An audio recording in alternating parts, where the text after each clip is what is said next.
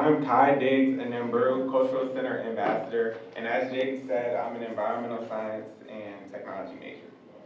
It is my task today to introduce to you our keynote speaker, Mr. Taurean Washington. Mr. Taurean Washington holds a bachelor's degree in studio art from Hood College in Frederick, Maryland. Raised as a military child and enduring the challenging experiences in his upbringing, he was able to translate the vast changes and traumatic experiences into the work. As a result, the bold lines, vibrant colors, and thought-provoking subject matter is a product of how Taurean was raised. It is Taurean's goal as an artist to penetrate the times and create a paradigm shift. He stands on the shoulders of great artists. However, Taurean wants to blaze new trails and reach uncharted territories as an artist and redefine what it means to be an artist in the modern era. As an African American who has emerged from a minimum wage position to earn 6 figures, Taurean was on the longer route to achieve later success in life with his art and professional career. He was positioned against the grain to grab a slice of the American pie. With his art, Mr. Washington wanted to serve that slice of creative pie in an inclusive and diverse manner to everyone. Taurean Washington is a resilient and driven entrepreneur and professional who achieves goals and conquers dreams. Ladies and gentlemen, I present to you entrepreneur, Mr. Taurean Washington.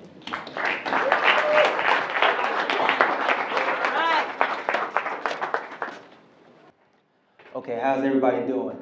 Is everybody doing? I think it's just coincidental that Mr. Diggs is the one. He has the Ravens mug, and it was all good a week ago because Mr. Nottingham brought it up like they were supposed to go to the Super Bowl, but they didn't. Unfortunately, like this week I was prepping, and then I thought I was gonna have this, and everybody was like, "Yeah, we go to the Super Bowl," but it just didn't happen. So okay, all right. So before I go, I just wanted to thank Ms. Carswell for bringing me here. Just really, she's like, I need you to give her a round of applause.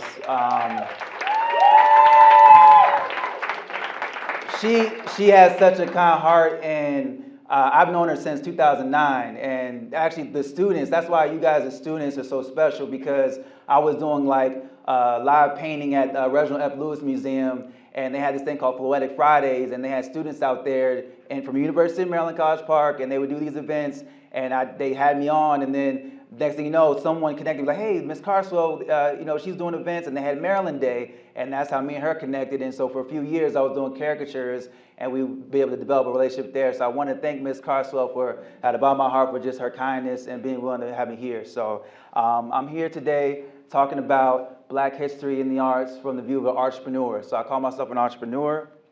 And so for me, allow me to introduce myself. So my name is Taurean Washington, just as Mr. Diggs described so vividly. So I'm a man of God first, and also I'm a husband, 15 years next month. And my wife, she has 3 children. We have 3 children together, so she made the ultimate sacrifice. I was running late to get here, so I really appreciate her. So like I said, going to father, family member. So we had issues with the live stream because going to later in the presentation, I'll have stuff going on that I'll allude to. But I was having family members actually going to watch me live stream, but due to the network, it was difficult. But I'll get to that. So entrepreneur, that's what I am. Also, I'm a dreamer, and I'm actually with my mission. I'm going to be serving. I'm a servant. So.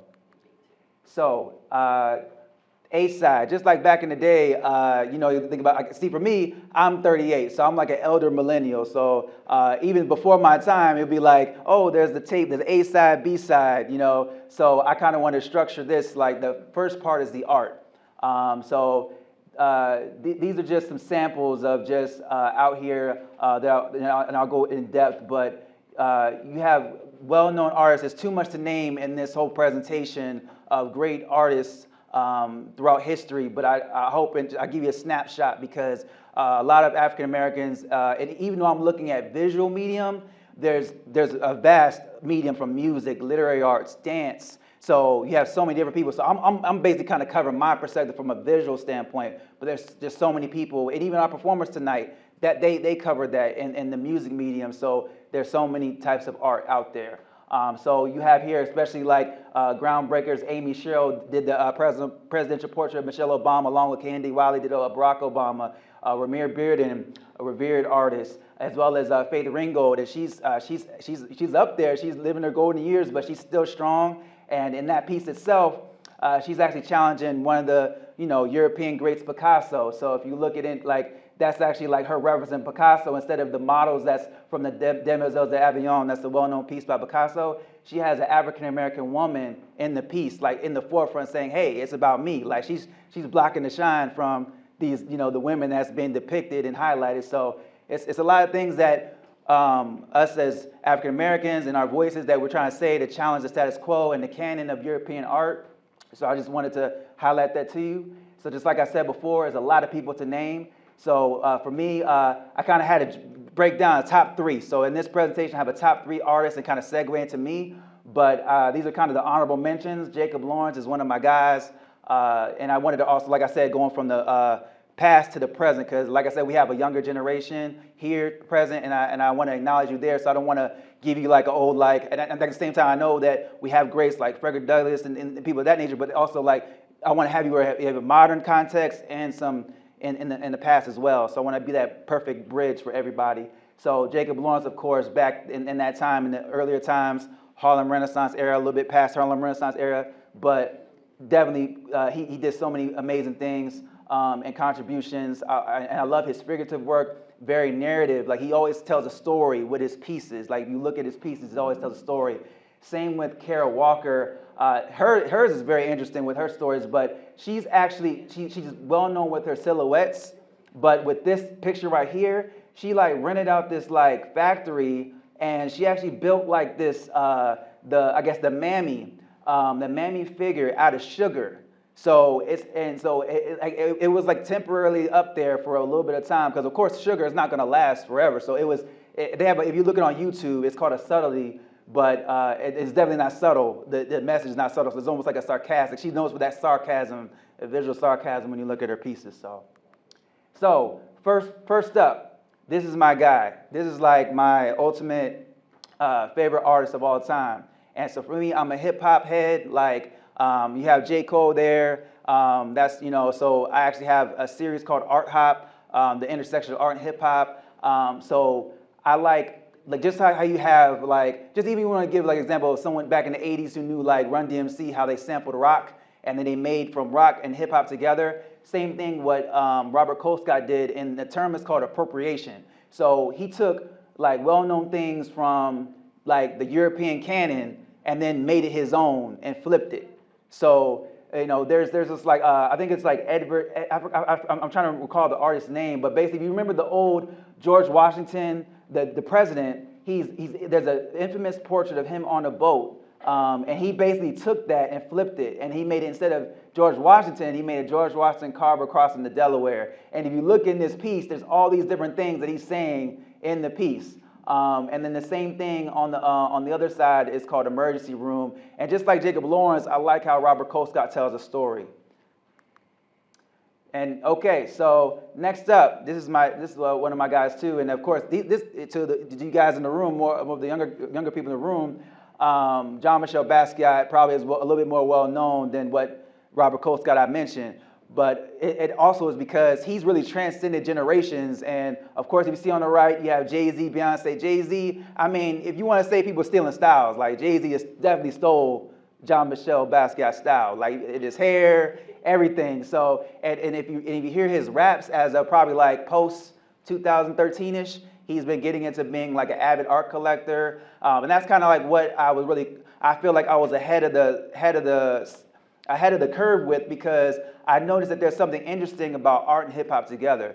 And so I actually have it, it's in the process of being trademarked. And like I said, I've been doing this concept of art and hip hop. And so in the next, later this year, I'll actually have a book published, a nationwide book published called the Art Hop Manifesto. And I'll give examples of how I'll be doing art and hip hop together. So basically what I would do is I take a whole album, and I've done actually shows with this. Like I did a Kendrick Lamar album where I took each painting as a song. So I did To Pimp a Butterfly, and every song was an interpretation of that. Every painting was an interpretation of the song, and together the series is an album. So basically that's so with Jean-Michel Basquiat, I really love just what and it looks like a child did it, but it's way more complex, way more intricate, and no one could have done what he did. Like he actually had he passed away sadly at like around 27, but like his production level, like he produced so much in a short span of time that he was alive. So he's definitely one of my heroes. Nina Chanel Abney. So don't think, ladies, I haven't left you out because, like I said, like there's many artists like Carrie Mae Weems, Lorna Simpson, like so many talented women as well that I look up to in their work. And for me, Nina Chanel, she's really paving the way. Like she's doing a lot of partnerships with, like I think she recently did something with Timberland, the boots. Then she also had like a deal with Uno, the cards. She does like NFTs. This right here, I mean, most popular, she was doing Jordan. She actually partnered with Jordan. She has her own Jordan sneaker. And then she actually designs Meek Mill's album cover, one of his album covers. So if you look that up, those are in the hip hop, like I said. But she, like I said, she does a commentary. For me, I'm a storyteller. Just like with hip hop, I like lyrics, stories. So that's what I really gravitate to, also with art. So Nina Chanel, she's very talented as well. So me, this is what I do. I wanted to kind of give a couple examples. I have a lot of different styles. I purposely chose this because it is a theme of African and Black History Month. So what I did was I came up with, for this month, I have a series, the Black History series, and so I basically have the men and women, like basically have a whole series of all of them together, but they're charcoal drawings. And then I use the graphic background and the text. But actually, each of these are actually individual charcoal drawings, but I just took the heads out and put them in the background. So these themselves are images, and they'll be prints. And actually, this month on the 17th, I'll be at the Slayton House of Columbia, Maryland, for a pop-up exhibition. And there'll be free food. It's actually be catered for 300 people. I'm gonna have music, a soul singer, and then also it's confirmed Howard County Executive Kava Ball will be there. And so it's going to be a big event, but I'm just excited to where we can really showcase and highlight and celebrate our history. And so I wanted to just have like I said, a little bit of past and present. So you see Kamala Harris, you see Ketanji Jackson, but then again you see LeBron James, but then you see Malcolm X, Martin Luther King. Then you have Chadwick Boseman, you have Sean Carter, aka Jay-Z. So that's what I wanted to show. But then also in the middle, I wanted to show you one of my pieces. Like I said, God is the source for me, so I wanted to show one of my pieces of basically my take on the Rosie the Riveter, like the old poster. Remember, like we can do it. So I flipped it and said like I can do all things. But then I also wanted to touch base on like I wanted to showcase like in terms of like I have my wife, I have my mom, I have my sister, and I see like they'll tell me stories on just the differences on their experience in the workplace compared to a man. Like it's almost like the ranking of like white male, black male, white woman, black woman. So it's like, or certain things like that, or like my wife would kind of tell me the experience of that. And so and then you think about the equality and pay. So and then also I think about just the empowerment, like what we can do through Christ. So I kind of thought about that. And so instead of just having it as a political thing in terms of the bubble, I put it more of a religious context, but then at the same time, I wanted to give power. And then if you look at the scarf, instead of making a regular scarf like it was on Rosie the Riveter, I made it more of an Afrocentric scarf. So I kind of try to have it from that perspective, from our perspective, so from the diaspora. So yes, B-side, entrepreneur. So art and entrepreneur. So I'm almost at the end. But so my company is called Taurean Washington Studios, and how Mr. Diggs was explaining about what I want to do is in terms of redefining what it means to be an artist in the modern era. So right now I have Taurean Washington Studios. That's the basic, like the top, and I'm gonna have in this year I'm gonna have 9 different entities under that umbrella.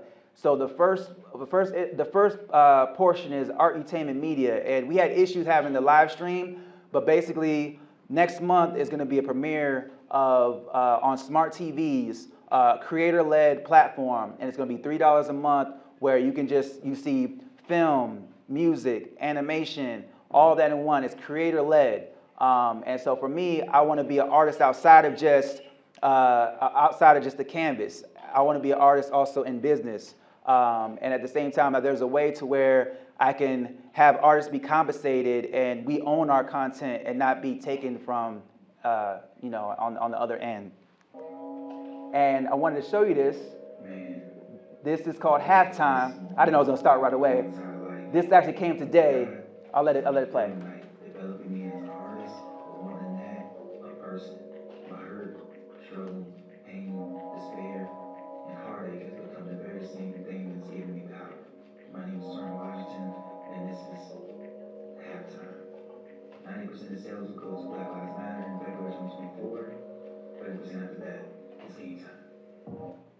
Okay, so I know it went to the next slide, but so Halftime, I actually dropped the book today. It came out today on Amazon. It's pending with Barnes & Nobles, also Busboys and Poets. So it's gonna be nationwide distributed. And so basically what it is, Halftime, I'm big into basketball. So really, like you saw that symbol was like the Air Jordan, but instead of the ball, he's holding a paintbrush. So I did the silhouetted figure. So for me, I feel like the team on the opposite end was, they're beating me and I'm trailing in points. So halftime, I'm trying to strategize, like what am I gonna do? How am I gonna win this game?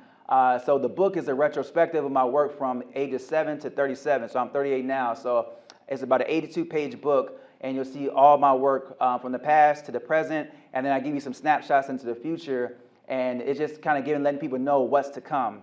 And so, like I said, in the commercial and what you'll see here, for what I want to do is make history in Black History Month.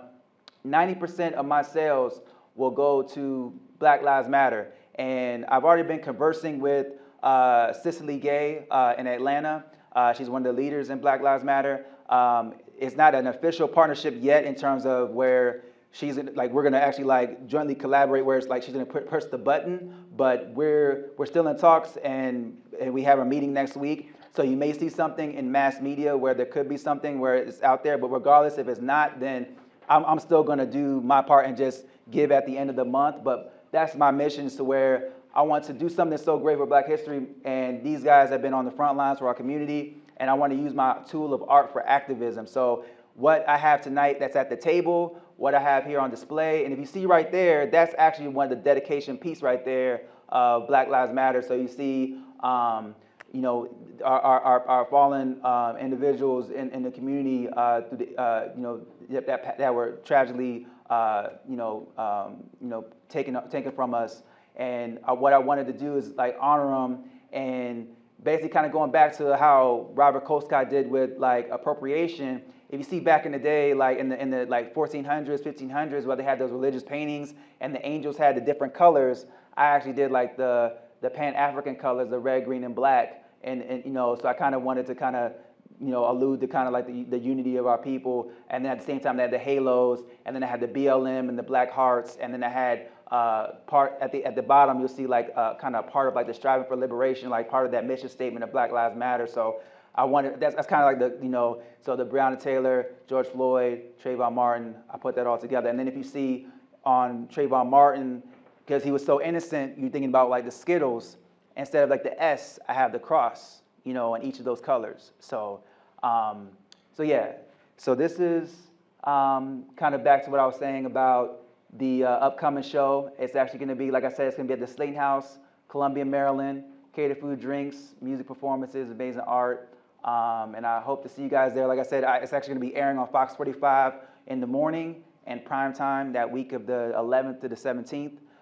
So I have a videographer working on that commercial, and so you'll probably see it on Fox 45 Baltimore if it's at your news station. So for me, this is my closing remarks.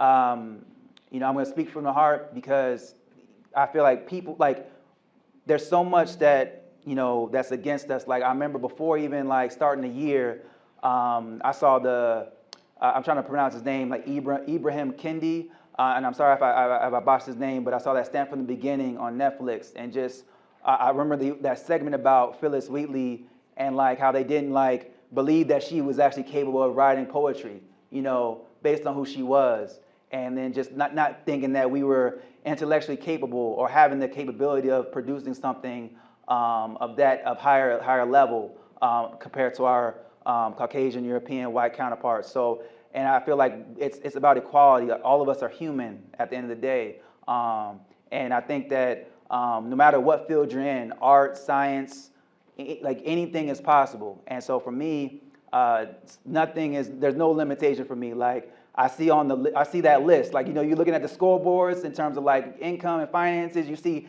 the top 10 richest people, no people of color, not even just like, not like black people, just any people of color. It's just, you see all the different dynasties, the Waltons, the Arnaults, the Sacklers, all those people. Why can't there be an African American or someone of descent of color there?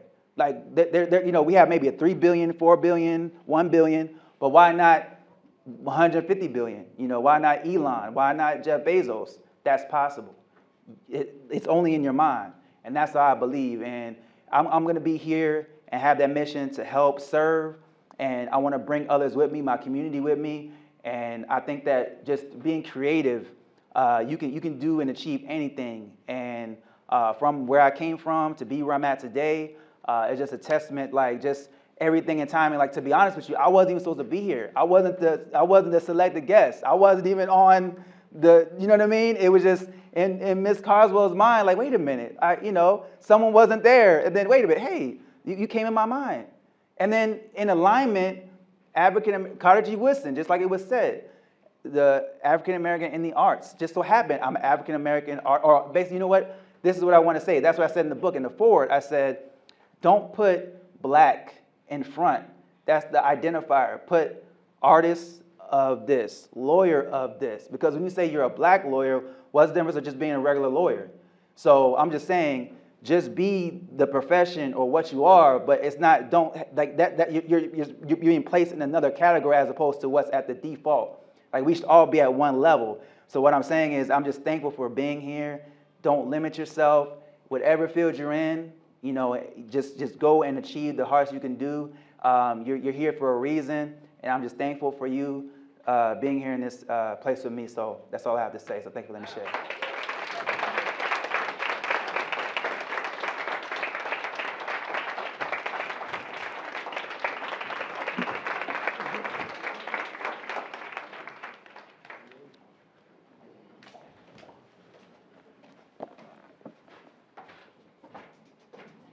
Everyone, please give another round of applause for Mr. Washington.